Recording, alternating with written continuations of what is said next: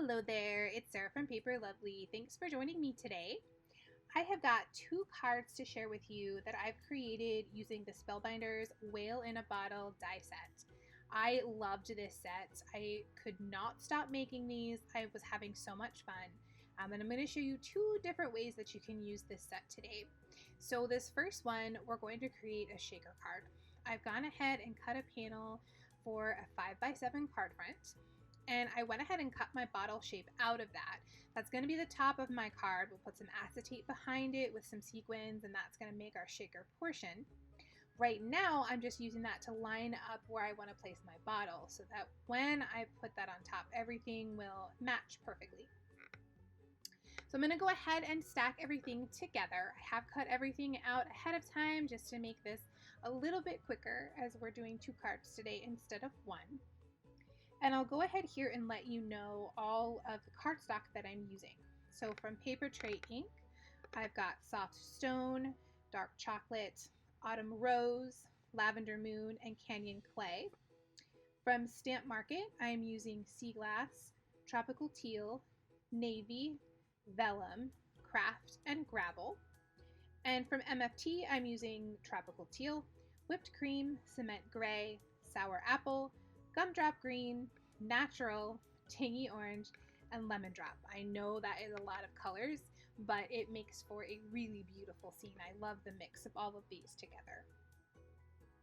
So again, I'm just layering everything. These waves at the top were a little bit tricky to figure out, but once you see how everything lines up, and I'm doing my best to show you here, it really is fairly easy. You just have to know which curves match where. I am using my art glitter glue to place all of this together.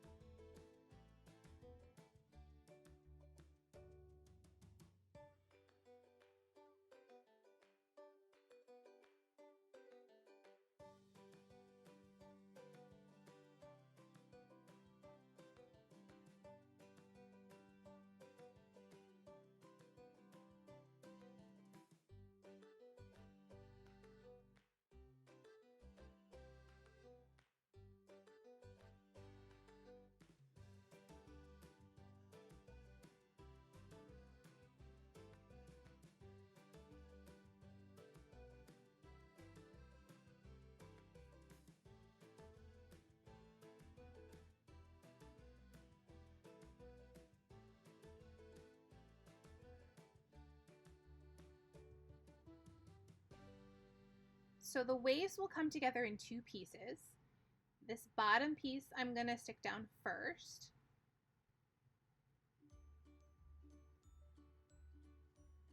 And because I am going to be adding some sequins, I am gluing everything down. I'm not using any pop dots. I want this surface to be as flat as possible to keep my sequins from getting stuck in things. Now that is inevitably going to happen just because we have so many layers of cardstock, but I'm trying to avoid as much of that as possible because I want them to be able to shake around and look like, you know, bubbles in the jar. So I'm just very carefully making sure everything is placed down.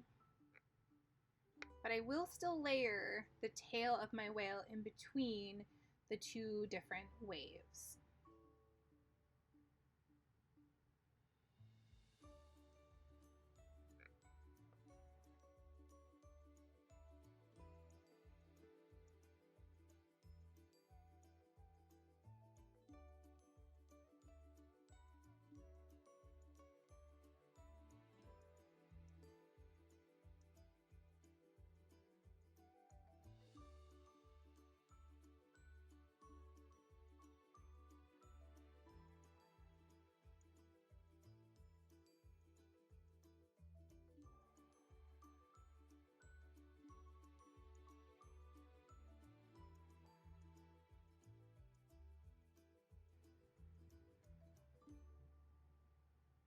So now that I have my scene completed, we need to create the border that's going to hold in all of our sequins.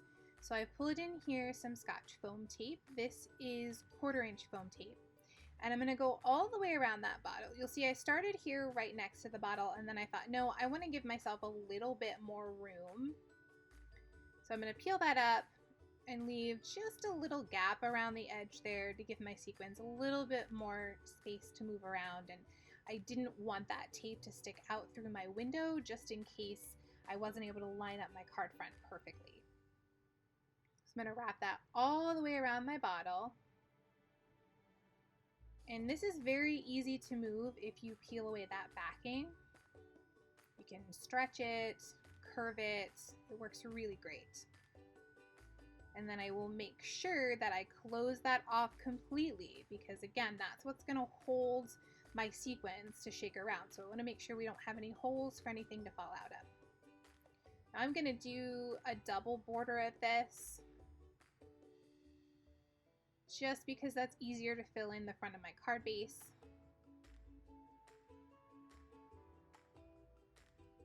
And if the sticky comes off of this tape, if you have to work with it too much, you can always add some liquid glue to it, and that will put your stick, you know, right back on when you place your panel down. I did not have any trouble with that. In fact, I usually don't. This is pretty sticky, but just in case you do. I am going to do a double layer of this, again, just to make sure there's lots of height there, giving my sequin lots of space to move around in.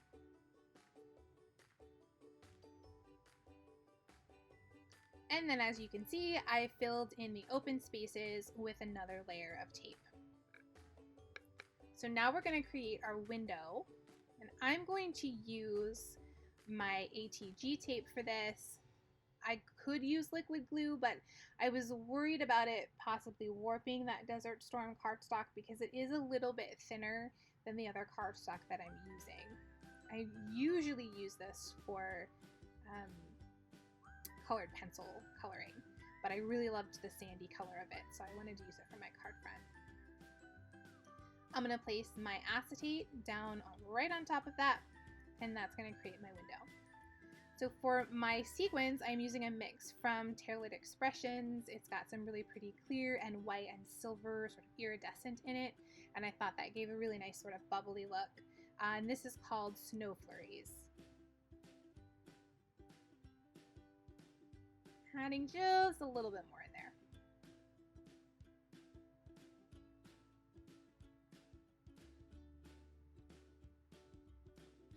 I'll peel away all the extra backing there. And then very carefully, I'm going to line this up as best as I can so that my window is right over top of my bottle.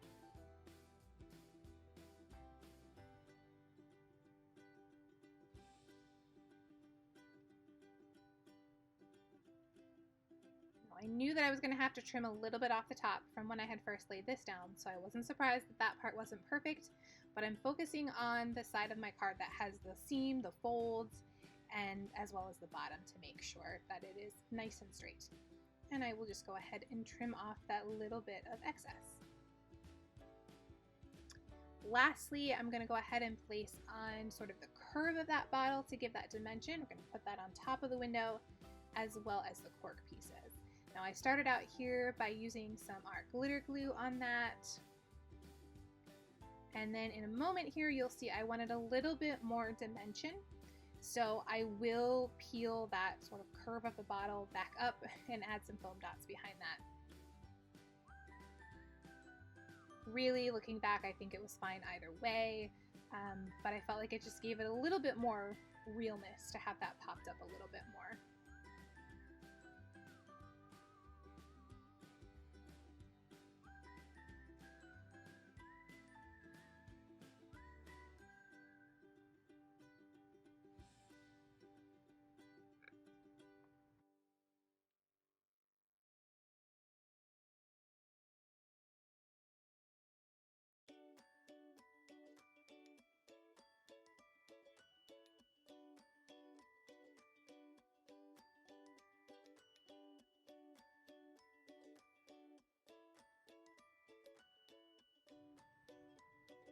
Lastly, I'm going to add my little string and tag. I just love this design they came up with. They really thought of everything.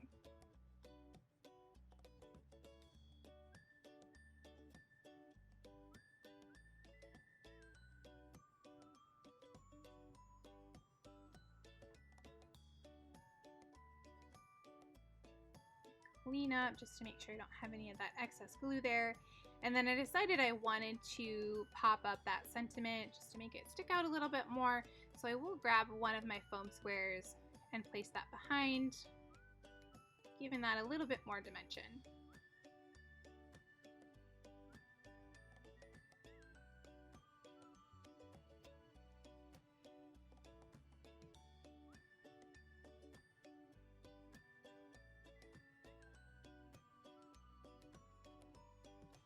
For the inside panel, I've got some Nina paper trimmed to 4 3/4 by 6 3/4. And I'm going to use one of the sentiments from the clear stamp set of the month. Using some Fawn Deep Sea ink.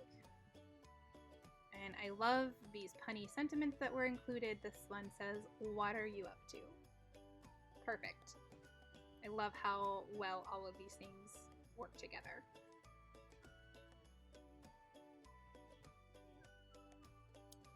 I will add some ATG to the back of that and place it on the inside of my card base.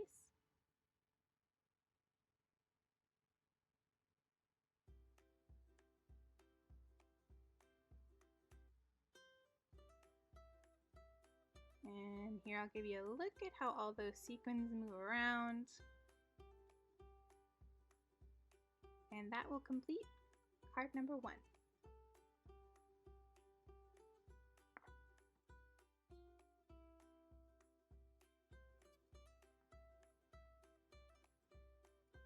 For card number 2, we are again going to go ahead and put our scene together. For this one, for the top portion of the air part of the bottle, I decided to use some vellum.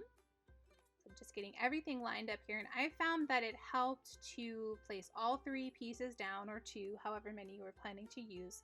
Make sure you have that nice border around the outside, and then try and hold those in place as best as you could. Glue down the bottom portion, and then just sort of keep adding from there. It helped me keep things lined up really well.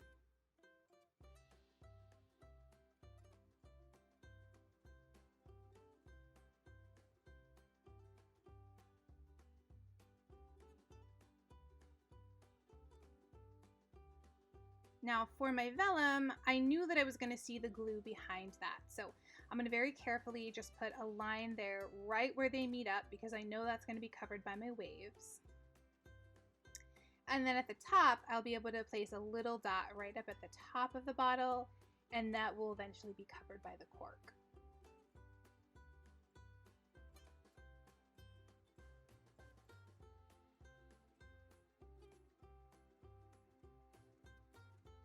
Again, doing my best here to give you a look at how these line up.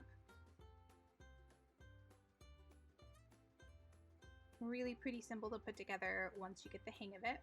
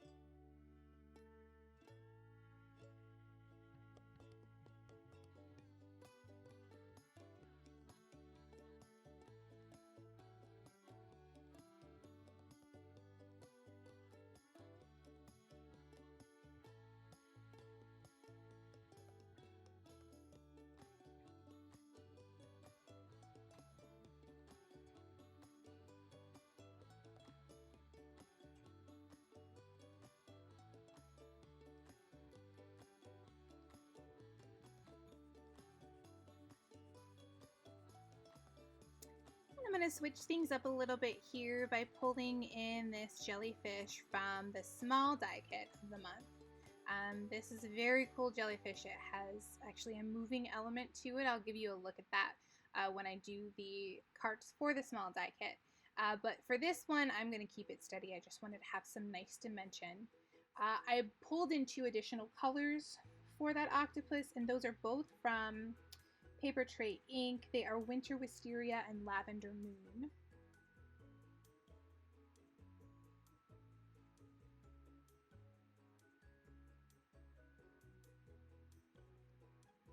And that second wave there, I'm going to pop up with some foam dots to give that a little extra dimension. I really love all the dimension that those legs and the octopus give as well.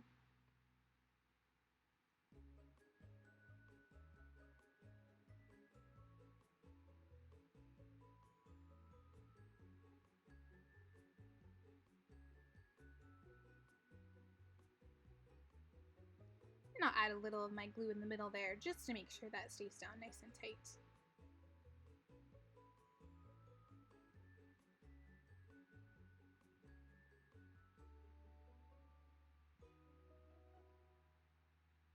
I've also pulled in this little sign that is, again, part of the small die set. And I'm just playing around here, deciding where I want him to be holding this. Switch back and forth, and eventually decided that I liked that first one the best.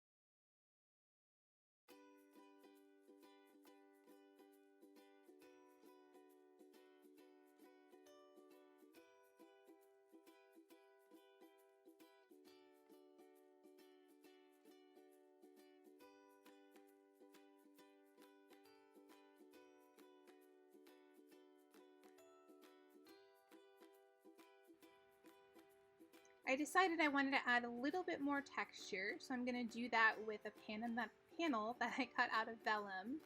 This is, again, the Stamp Market vellum.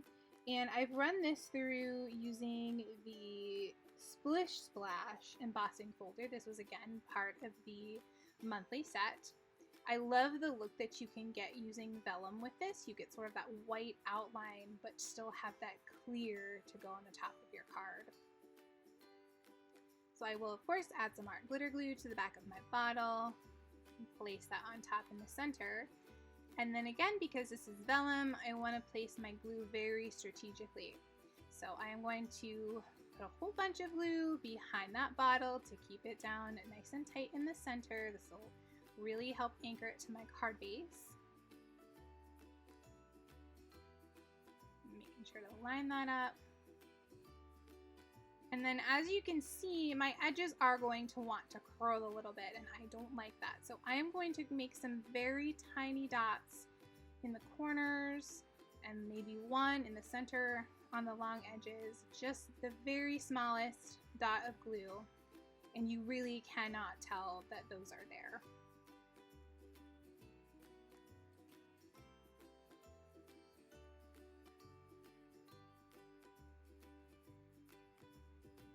And I'll just go around all 4 sides and do that.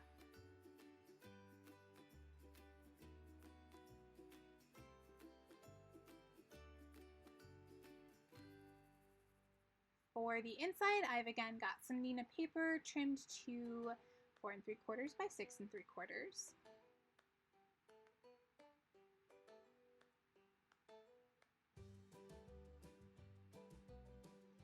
I'll again pull in that Lawn Fawn Deep Sea ink, and this time go with the sentiment, "See you soon."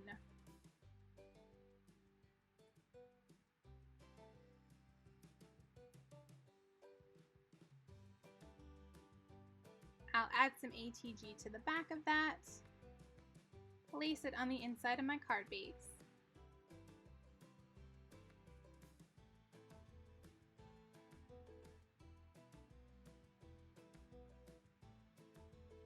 And that will complete card number 2.